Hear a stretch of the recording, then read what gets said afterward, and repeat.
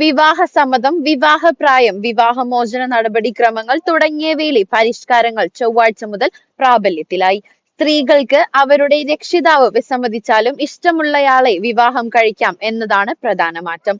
സ്വന്തം രാജ്യത്തെ നിയമത്തിൽ വിവാഹത്തിന് രക്ഷിതാവ് വേണമെന്ന് നിഷ്കർഷിക്കുന്നില്ലെങ്കിൽ വിദേശികളായ മുസ്ലിം സ്ത്രീകൾക്കും ഈ നിയമം ബാധകമാകും.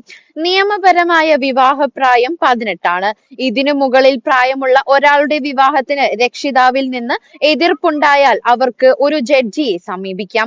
പ്രായപൂർത്തിയായ സ്ത്രീ പുരുഷന്മാർക്ക് നിയമപരമായ രക്ഷിതാവോ കസ്റ്റഡിയോ ഇല്ലാതെ തന്നെ വിവാഹവുമായി ബന്ധപ്പെട്ട കാര്യങ്ങൾ കൈകാര്യം ചെയ്യാൻ നിയമം അധികാരം നൽകുന്നു. വധൂവരന്മാർ തമ്മിലുള്ള പ്രായ വ്യത്യാസം 30 വയസ്സ് കവിയുന്നുവെങ്കിൽ കോടതിയുടെ അനുമതിയോടെ മാത്രമേ വിവാഹം നടത്താൻ കഴിയൂ എന്നും നിയമം അനുശാസിക്കുന്നു. വിവാഹ നിശ്ചയം വിവാഹമായി കണക്കാക്കില്ല. വിവാഹ നിശ്ചയ സമയത്ത് നൽകിയ സമ്മാനങ്ങൾ തിരികെ വാങ്ങുന്നതിന്റെ മാനദണ്ഡങ്ങളും നിയമത്തിൽ പ്രതിപാദിക്കുന്നുണ്ട്. വിവാഹം നടന്നില്ലെങ്കിൽ 25,000 ദിർഹത്തിനേക്കാൾ മൂല്യമുള്ള സമ്മാനങ്ങൾ തിരികെ നൽകണം. എന്നാൽ അപ്പോൾ തന്നെ ഉപയോഗിച്ച് തീരുന്ന രീതിയിലുള്ള സമ്മാനമാണെങ്കിൽ ഇത് ബാധകമല്ല. വിവാഹ കരാറിൽ മറ്റു വ്യവസ്ഥകൾ ഇല്ലെങ്കിൽ ഭാര്യ ഭർത്താവിനൊപ്പം ഒരു വീട്ടിൽ താമസിക്കണം. പരസ്പരം സമ്മതമാണെങ്കിൽ മുൻ ഭാര്യ ഭർത്താക്കന്മാരിലുള്ള മക്കളെയും കൂടെ താമസിപ്പിക്കാം.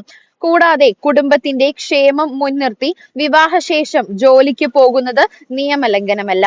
മറ്റ് നിയമ തടസ്സങ്ങളില്ലെങ്കിൽ 18 വയസ്സ് തികഞ്ഞവർക്ക് അവരുടെ പാസ്പോർട്ട് ഉൾപ്പെടെയുള്ള തിരിച്ചറിയൽ രേഖകൾ സൂക്ഷിക്കാൻ അവകാശമുണ്ട്. അതേസമയം പ്രായപൂർത്തിയാകാത്തവരുടെ സ്വത്ത് ദുരുപയോഗം ചെയ്യുക, രക്ഷിതാക്കളെ സംരക്ഷിക്കാതിരിക്കുക എന്നിവയെല്ലാം കുറ്റകൃത്യമാണ്. 5,000 ദിർഹം മുതൽ 1,00,000 ദിർഹം വരെ പിഴയും തടവുമാണ് ശിക്ഷയെന്നും നിയമത്തിൽ വ്യക്തമാക്കുന്നുണ്ട്.